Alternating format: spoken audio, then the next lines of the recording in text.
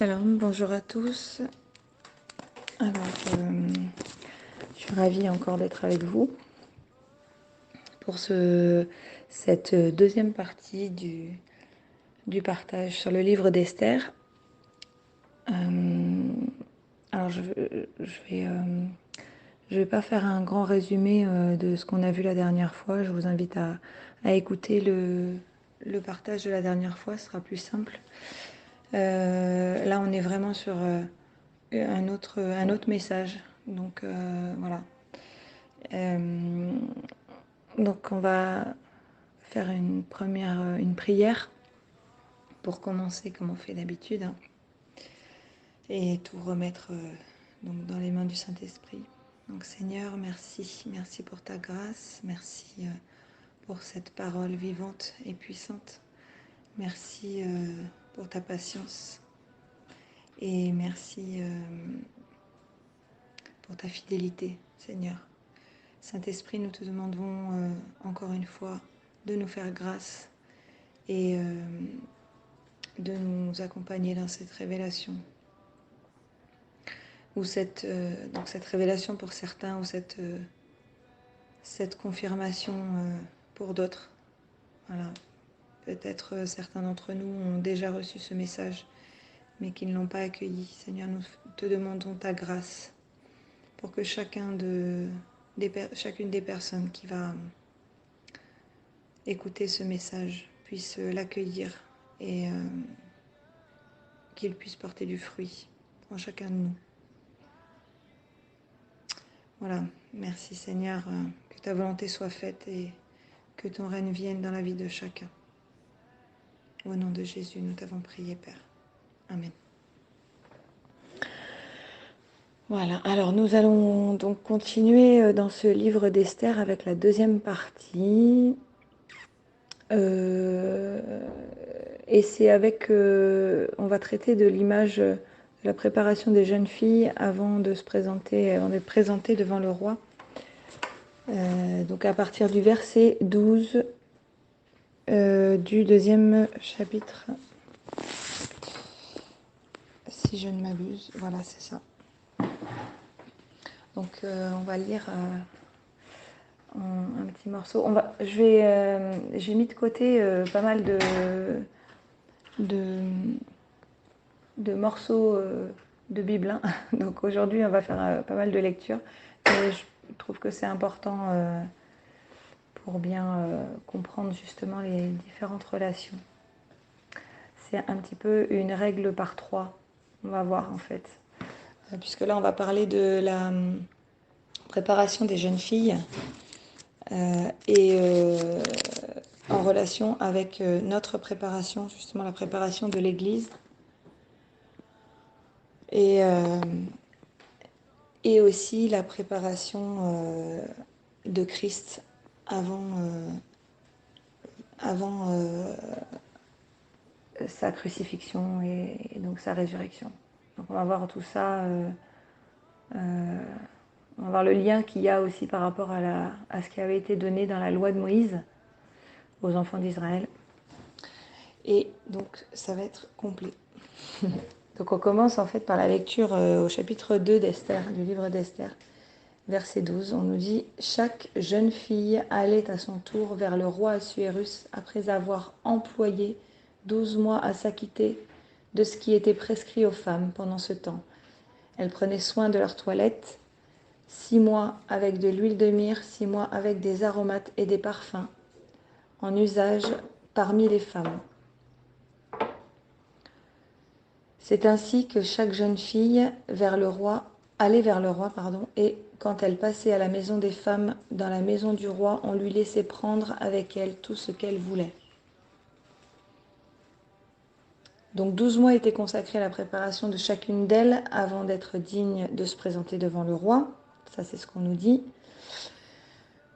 Et on nous dit aussi 6 mois de préparation avec de l'huile de myrrhe, 6 mois avec des aromates et des parfums. Donc concernant l'huile, on voit tout au long de la Bible que Dieu s'en est servi pour oindre les gens à son service. L'huile est très importante et c'est un peu l'image de notre foi, notre discernement, l'onction que le Saint-Esprit nous donne chaque jour. C'est très complet, en fait, l'image de l'huile dans la Bible. Donc on va faire un premier tour en arrière avec Lévitique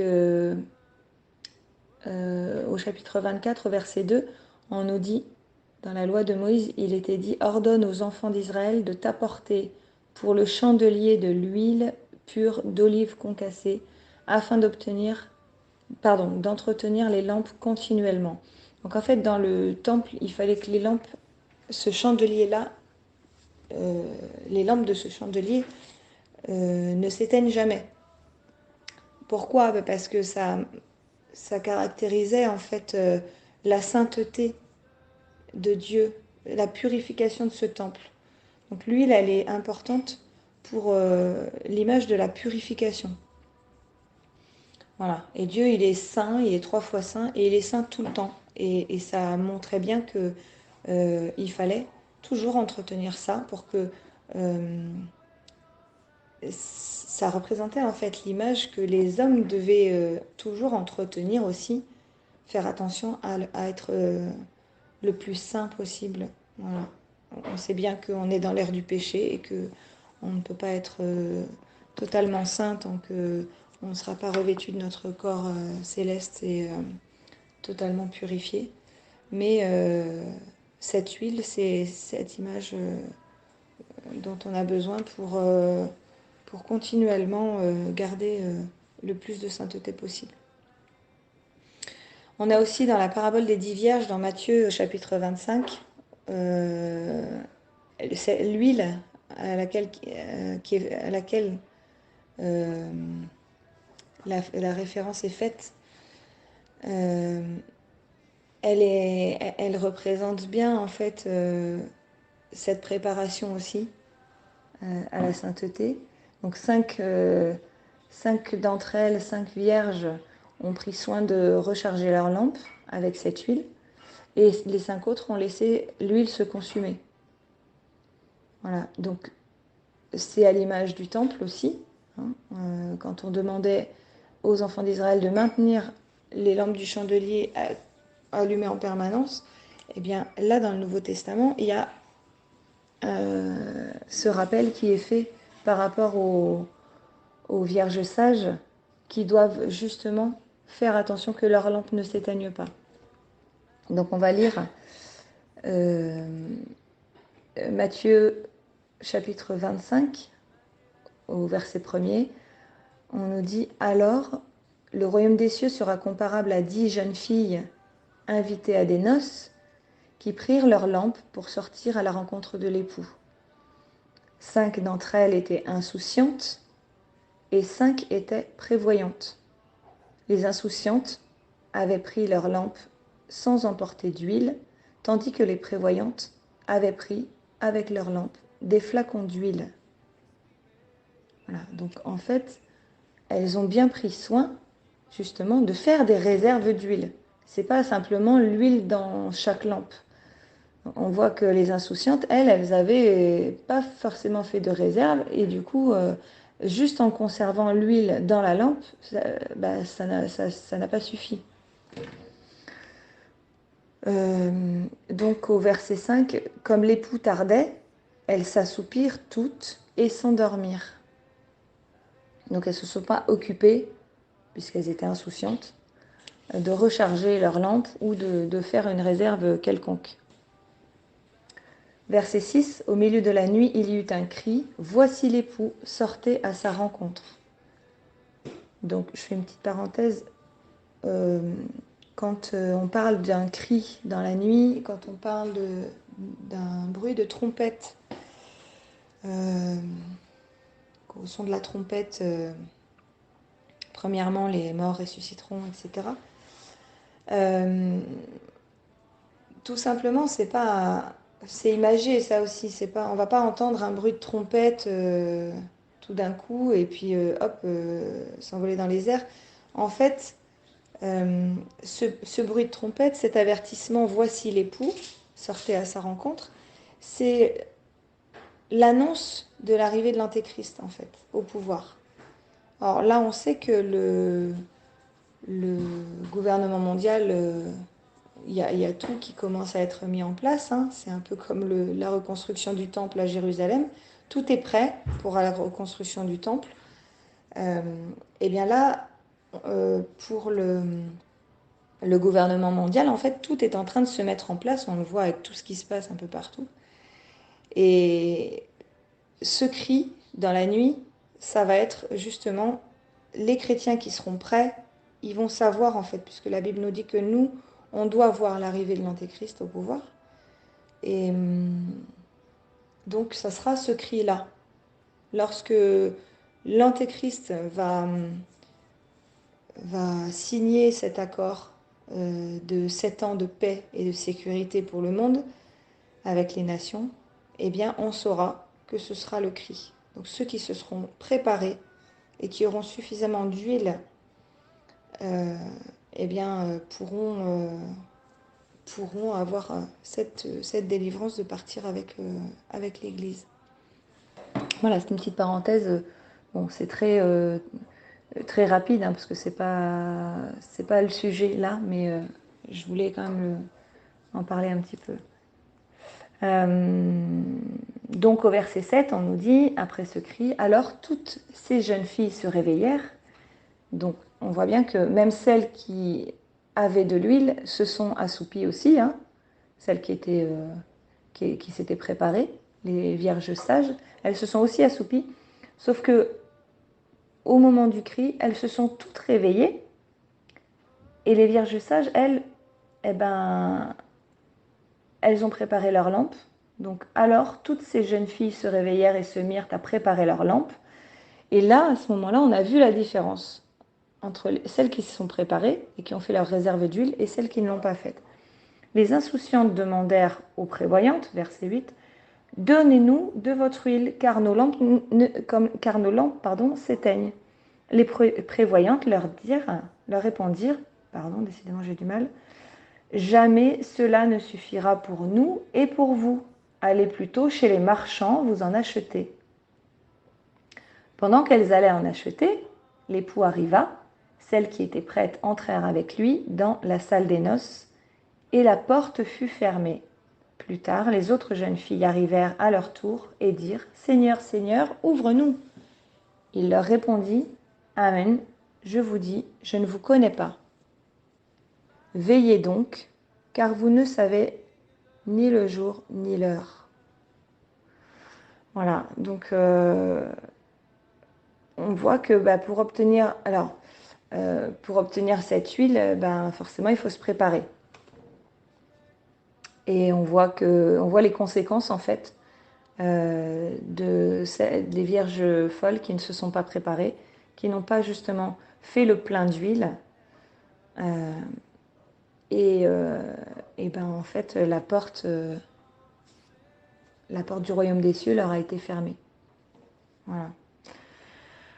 Alors, pour obtenir de l'huile, on broie des olives, on broie des fruits, voilà. Il faut concasser, il faut broyer pour obtenir de l'huile.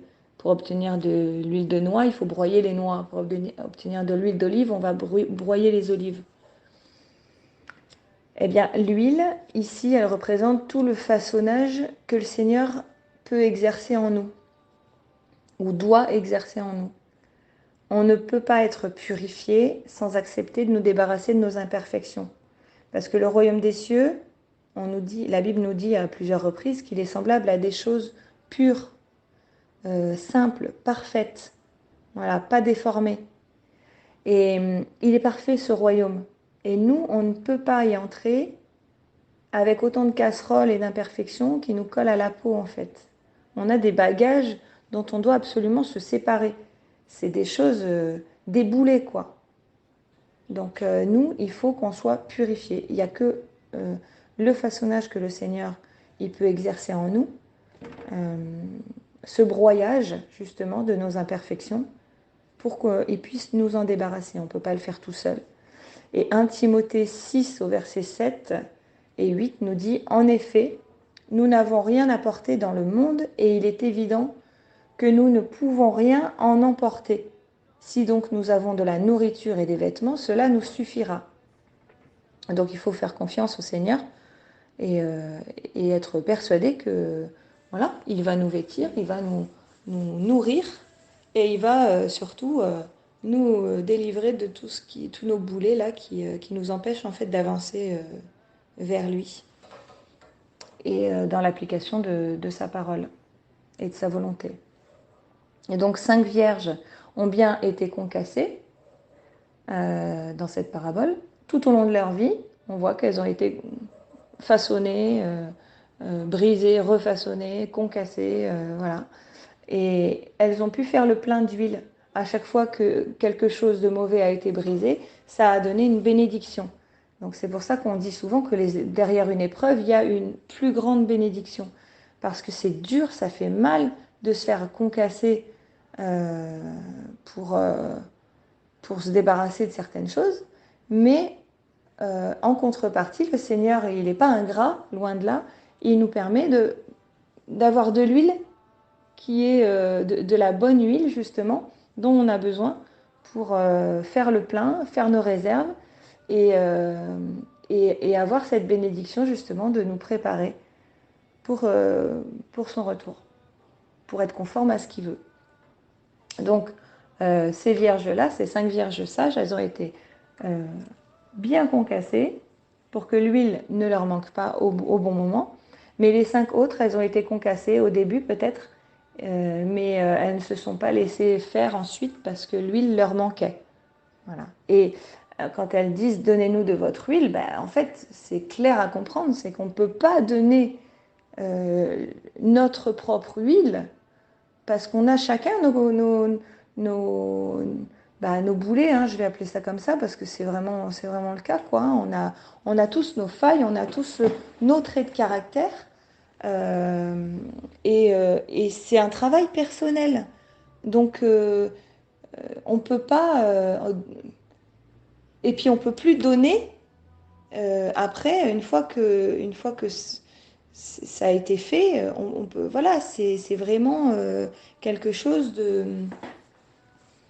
d'individuel.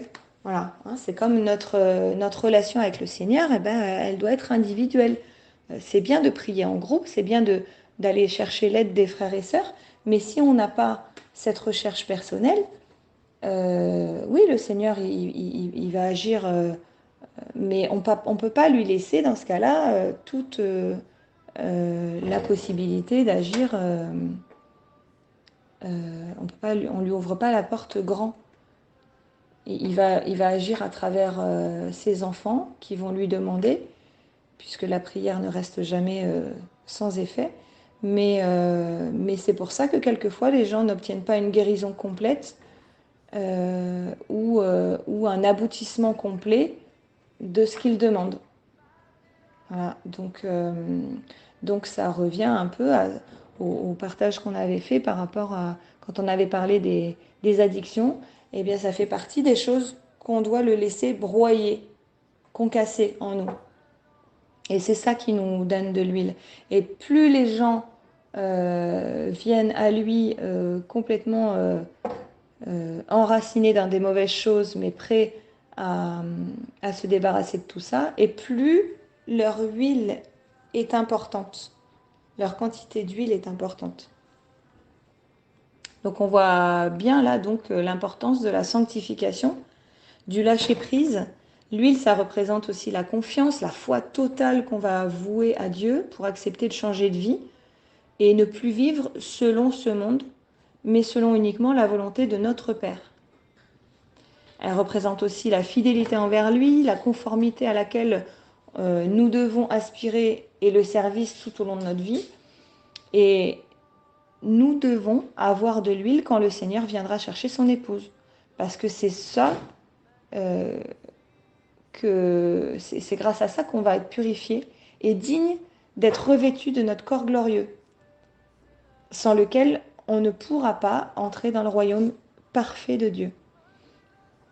Donc là, Esther, elle fait partie d'un groupe de jeunes filles, et Dieu, étant juste envers tout le monde, il fallait que toutes ces jeunes filles, elles aient la même préparation et les mêmes chance d'être choisi par le roi.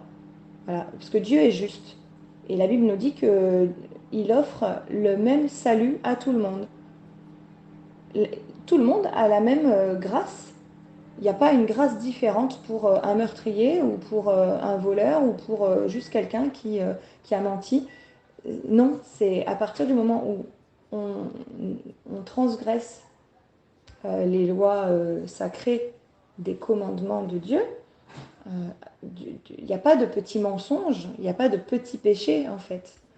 Le plus grand des péchés étant évidemment de ne pas faire de lui son seul Dieu, puisque c'est le premier commandement. Tu n'auras pas d'autre Dieu que moi. Eh bien, voilà, il est juste avec tout le monde. Donc, peu importe le péché qu'on a commis, à nos yeux, évidemment, il y a des degrés de péché, mais à ses yeux, tout le monde est digne d'être racheté pareil. Et la preuve, c'est que Jésus, quand il est mort sur la croix, il avait les deux brigands à côté. Il y en a un qui a reconnu que Jésus était fils de Dieu, et il lui a dit, tu seras assis à mes côtés auprès du Père, dans le royaume des cieux, et l'autre ne l'a pas reconnu. Donc voilà, il n'a pas eu cette grâce, il n'a pas reçu cette grâce, mais parce qu'il ne l'a pas voulu. C'est pas Jésus qui l'a pas voulu. Donc, donc ces jeunes filles-là, elles avaient la même grâce, les mêmes chances de pouvoir être choisies par le roi, mais on sait bien que Dieu avait prévu que ce soit Esther. Donc Esther était mise au même niveau que les autres. Euh, voilà. Et donc pour cela, elles devaient toutes être ointes d'huile et de parfum pour être prêtes, parce qu'il était important en fait le roi, c'était pas n'importe qui, et on respectait justement d'avoir été bien préparée pour faire honneur au roi. Voilà, donc elle n'a pas été préparée par un prophète ou un sacrificateur, Esther, hein, comme on va le voir après, puisque c'était le cas dans l'Ancien Testament, c'était selon la loi de Moïse, mais elle a été préparée et purifiée durant 12 mois. Elle devait être mise à l'écart, mise à part pendant 12 mois, afin d'être jugée digne de se présenter devant le roi. Voilà, et de lui faire honneur. Donc peut-être que certaines jeunes filles déclaraient forfait au vu de la durée de la préparation, hein, mais tel était le prix à payer pour se présenter devant le roi et avoir une chance d'être choisie par lui. Donc, tel est pareil pour nous, hein, nous devons également passer par une préparation longue mais nécessaire tout au long de notre vie en fait pour qu'on fasse partie des véritables enfants de Dieu, jugés dignes d'être enlevés aussi au moment où le retour du Seigneur sonnera. Parce que seuls ceux et celles qui se seront préparés partiront dans les airs à la rencontre du Seigneur Jésus-Christ. Jésus va venir chercher une église pure et sans tache, comme nous le dit Éphésiens au chapitre 5, au verset 27, afin de faire paraître devant lui cette église glorieuse, sans tache, ni ride, ni rien de semblable, mais sainte et irrépréhensible. Irrépréhensible, ça veut dire que voilà, rien ni personne ne pourra accuser cette église-là, cette épouse parfaite, de la moindre tâche ou du moindre péché. Donc c'est pourquoi il est important de se repentir aussi souvent que possible en fait. Parce que comme on ne sait pas à quel moment le Seigneur va revenir, la clé aussi pour être prêt, c'est donc forcément de se repentir régulièrement de nos péchés, même ceux qu'on n'a pas conscience de commettre, et de tout faire pour rester dans la sanctification, pour que le Seigneur nous purifie, en fait. Donc, c'est vrai que ce mot-là, souvent, on ne l'aime pas beaucoup parce qu'on sait que sanctification, ça rime un peu avec douleur, mais c'est nécessaire. Voilà, pour accéder à cette vie éternelle et parfaite, sans douleur justement, où on pourra régner aux côtés de Christ. Voilà. Et dans l'Ancien Testament, on retrouve donc les recommandations que le Seigneur avait données à Moïse pour le service dans le temple. Donc on a vu tout à l'heure qu'il était question dans Lévitique de laisser le chandelier tout le temps allumé. Les recommandations, elles étaient hyper strictes parce qu'elles devaient parfaitement être réalisées dans les règles en vue justement du sacrifice de Jésus. Parce que ce temple-là, chaque facette de ce temple, chaque chose dans ce temple représente une partie de Christ. Donc tout ce protocole, le parfum notamment, représente une part essentielle de Christ lui-même. Alors on le voit dans Exode 30, au verset 6 et 7, 6 à 8, on nous dit « Tu placeras l'autel en face du voile qui est devant l'arche du témoignage, en face du propitiatoire qui est sur le témoignage, et où je me rencontrerai avec toi. Aaron, il fera brûler un parfum odoriférant. Il en fera brûler chaque matin lorsqu'il préparera les lampes. Il en fera brûler aussi entre les 2 soirs lorsqu'il arrangera les lampes. C'est ainsi que l'on brûlera à perpétuité du parfum devant l'Éternel parmi vos descendants. » Donc là, il était vraiment demandé, c'était important, de brûler du parfum, de rajouter du parfum à brûler le matin, entre chaque soir, entre les 2 soirs, voilà, donc en fait, plusieurs fois, hein, entre 2 journées. C'est l'image de la repentance, en fait, pour demander pardon et de l'obéissance. Voilà. Et ça devait être fait de manière à ce que le parfum brûle continuellement. Voilà. On nous dit à perpétuité. Parmi vos descendants. Donc voilà, on sait bien qu'on est descendant du peuple hébreu parce qu'on a accepté Jésus-Christ. Et on fait partie de la descendance d'Abraham. N'en déplaise à certains. Voilà, donc ensuite un peu plus loin, toujours dans Exode chapitre 30, versets 22 à 30, on nous dit « L'Éternel parla à Moïse et dit « Prends des meilleurs aromates, 500 cycles de myrrhe, de celles qui coulent d'elles-mêmes, la moitié, soit 250 cycles de cinnamome aromatique, 250 cycles de roseau aromatique, 500 cycles de casses selon le cycle sanctuaire et un hin d'huile d'olive. Tu feras avec cela une huile pour l'onction sainte, composition de parfum selon l'art du parfumeur. Ce sera l'huile pour l'onction sainte. » Donc là, on nous précise bien, voilà, que l'huile a une fonction d'onction. Voilà, c'est pour oindre, c'est ce qui amène justement l'onction du Saint-Esprit et qui permet justement cette transition pour rentrer dans la relation avec le Seigneur. Verset 26, tu oindras la tente d'assignation et l'arche du témoignage, la table et tous ses ustensiles, la cuve avec sa base. Tout dans le temple était oint justement de cette huile d'onction. Tout devait être purifié par cette huile. Verset 29, tu sanctifieras ces choses et elles seront très saintes. Tout ce qui les touchera sera sanctifié. Tu oindras Aaron et ses fils et tu les sanctifieras pour qu'ils soient à mon service dans le sacerdoce. Voilà, le parfum, l'huile, tout ça, comme à l'image d'Esther, en fait, elle a été préparée par tout ça, l'huile, les parfums, pendant 12 mois, à l'image de Aaron et ses fils qui devaient servir dans le sacerdoce pour le service dans le temple. Donc, nous, on est... voilà, quand on passe par les eaux du baptême, c'est un peu à l'image voilà, de cette sanctification, de cette onction que le Seigneur nous donne. Quand on est baptisé par le Saint-Esprit, voilà, on est loin de cette huile et de ce parfum.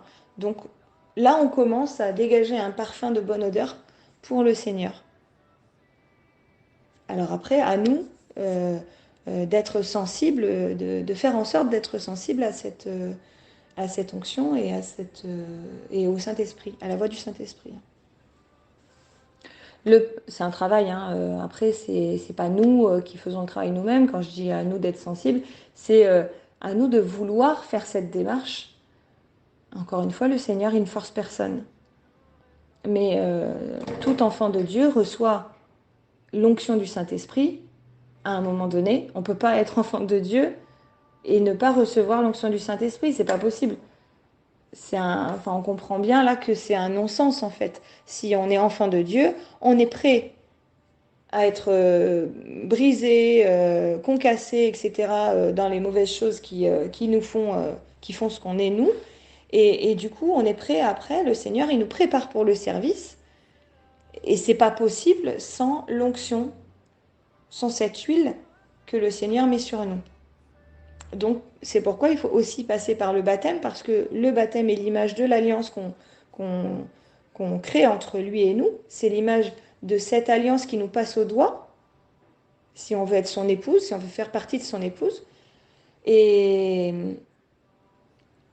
du coup, c'est pour ça que le baptême en lui-même n'est pas ce qui sauve, mais ce qui nous permet d'accéder justement au service, à la nouvelle identité qu'on va pouvoir investir complètement. Voilà. Parce qu'il y a des gens qui acceptent le Seigneur Jésus sans être baptisés et qui meurent. Donc ils l'acceptent juste avant de mourir. Ils n'ont pas eu le temps d'être baptisés, mais ils sont sauvés. Ils accèdent au salut quand même. Et ça, c'est une chose certaine. Hein. Mais nous, comme on ne sait pas quel est notre jour ni notre heure, bah, si on veut servir le Seigneur, parce que dans notre cœur, on l'a accepté et que voilà, on a vraiment ce désir de le servir, bah, il faut passer par le baptême. Il n'y a pas d'autre choix. Bon, je continue parce que ça fait déjà 32 minutes. Voilà, donc le parfum, il a aussi une grande importance dans la Bible, dans le tabernacle, on l'a vu, hein. Donc n'importe qui ne pouvait pas s'occuper ou s'approcher de l'autel des parfums. Et c'était une partie importante dans le protocole de purification dans le temple et dans le protocole de sainteté. Le parfum, pour Dieu, il est important et représente aussi d'une certaine manière une âme pure qui a une bonne odeur, agréable à Dieu, comme on a vu. Et alors, toujours pour faire la relation avec la préparation des jeunes filles dans le livre d'Esther et la préparation de l'Église, dans Psaume 45, au verset 7 à 10, on nous dit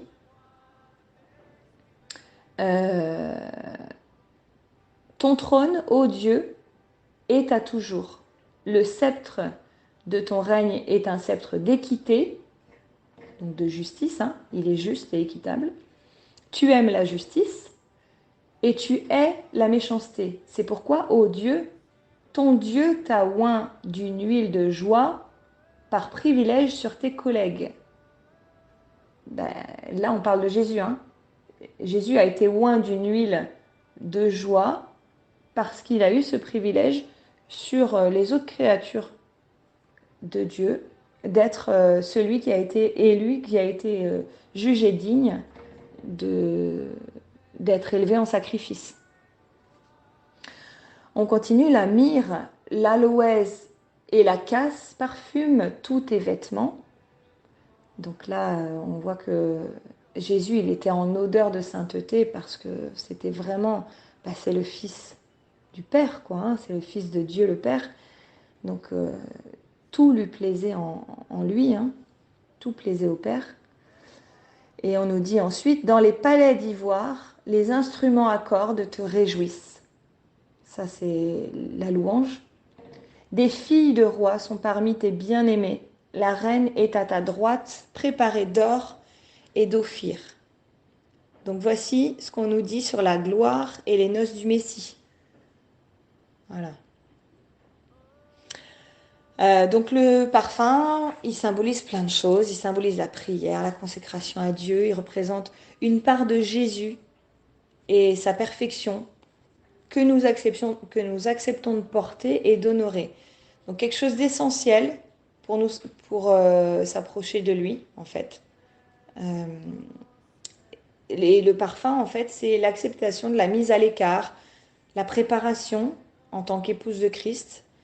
Donc il représente la sainteté, ce parfum, la sanctification de l'épouse, bah comme l'huile, en fait, c'est très proche, hein, c'est un tout, en fait, hein. On sépare un peu l'huile et le parfum, mais c'est vraiment, c'est très lié. Il y a pas de, on ne peut pas dissocier les deux, en fait, hein. Dans le temple, on ne pouvait pas faire brûler à perpétuité l'huile sans le parfum et inversement.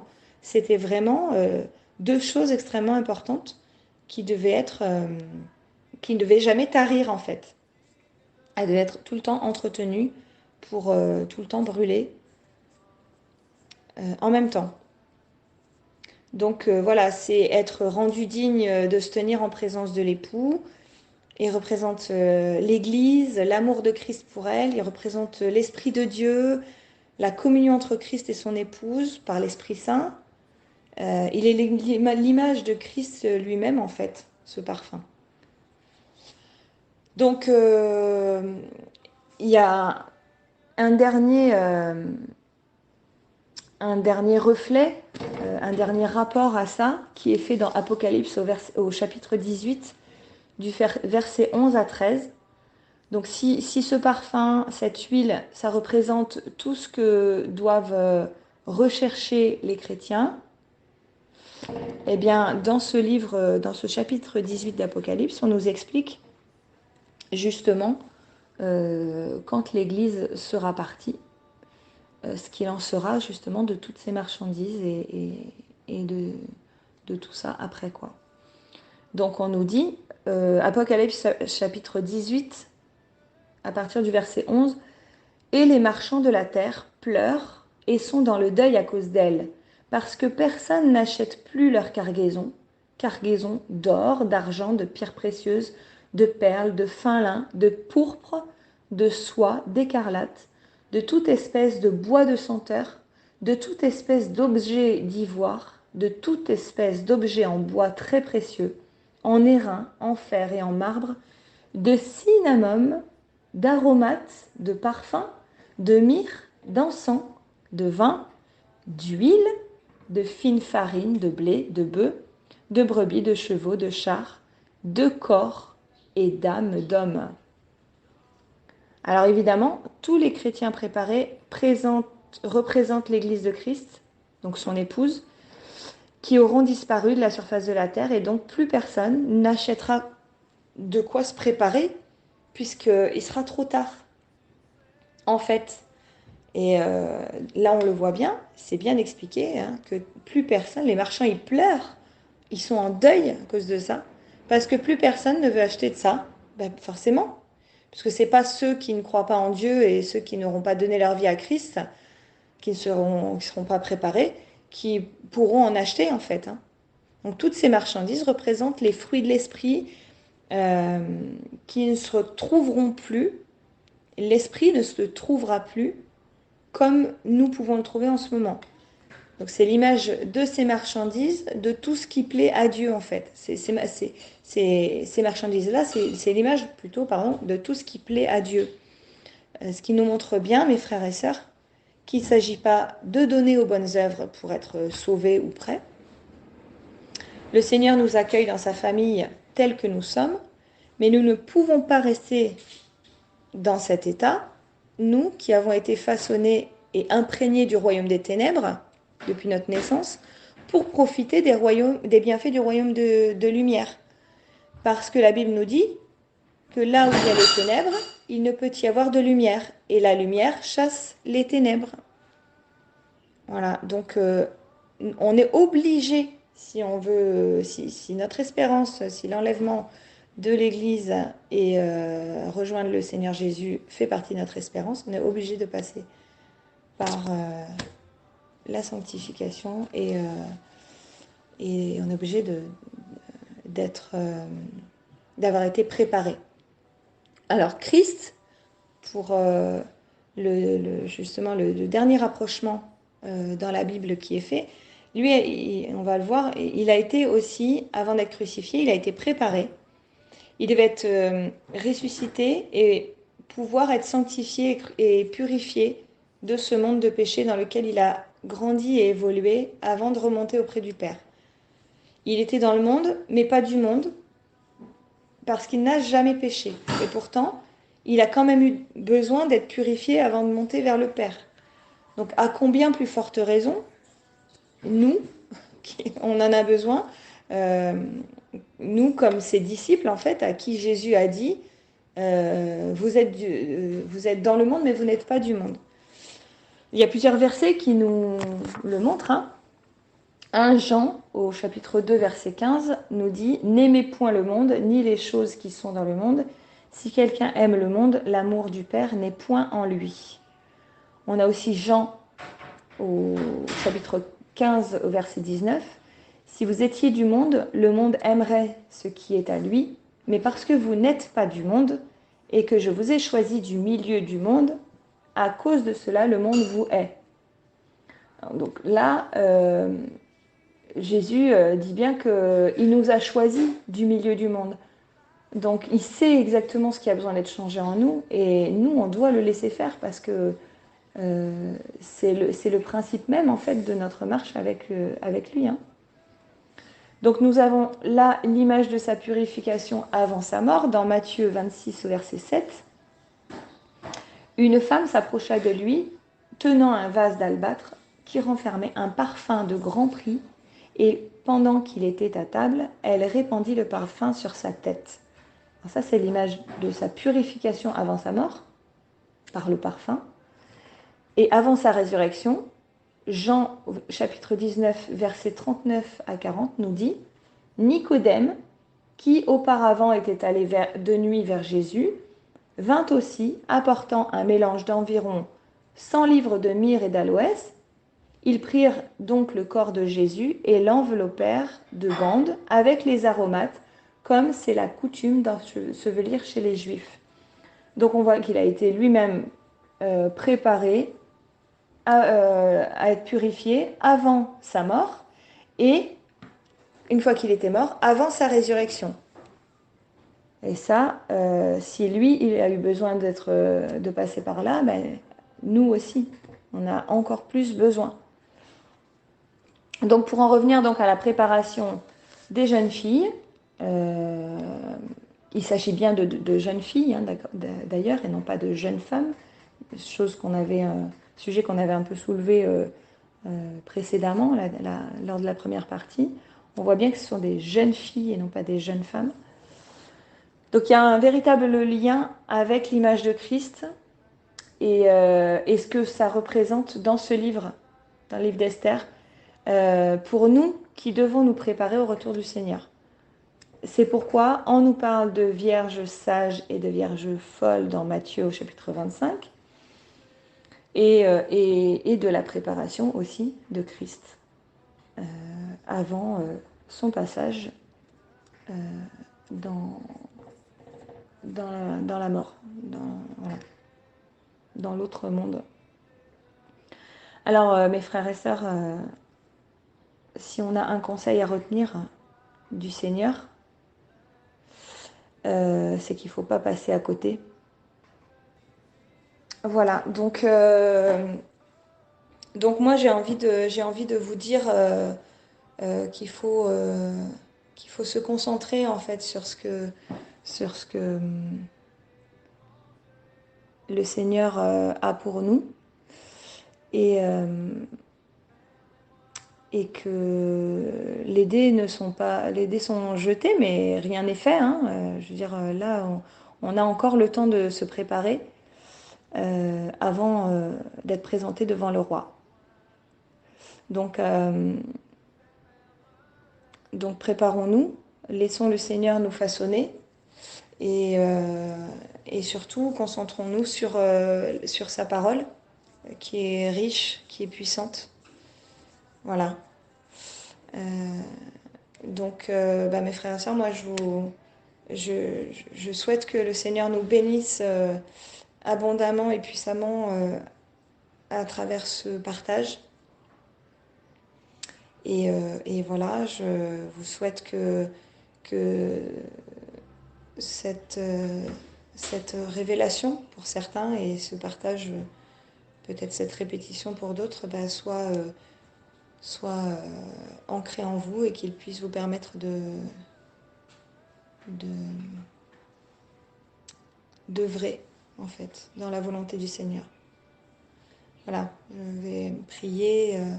Merci Seigneur pour cette grâce que tu nous as fait aujourd'hui et merci pour ta parole qui est inébranlable. Seigneur, permets-nous de bâtir notre vie sur le roc que tu es et de ne pas construire notre vie sur le sable. Nous voulons Seigneur être dans ta volonté, faire le plein d'huile et être prêt pour ton retour. Merci pour ce message Seigneur, ô combien important et que nous avons tendance à oublier. Aide-nous à nous détacher du monde et à faire pleinement partie de ton royaume. Merci Seigneur pour ta grâce et pour ta fidélité. Que ton nom soit béni, que ton nom soit élevé au-dessus de toutes choses dans nos vies. Au nom de Jésus, nous t'avons prié, Père. Amen. Voilà, shalom mes frères et sœurs. À bientôt.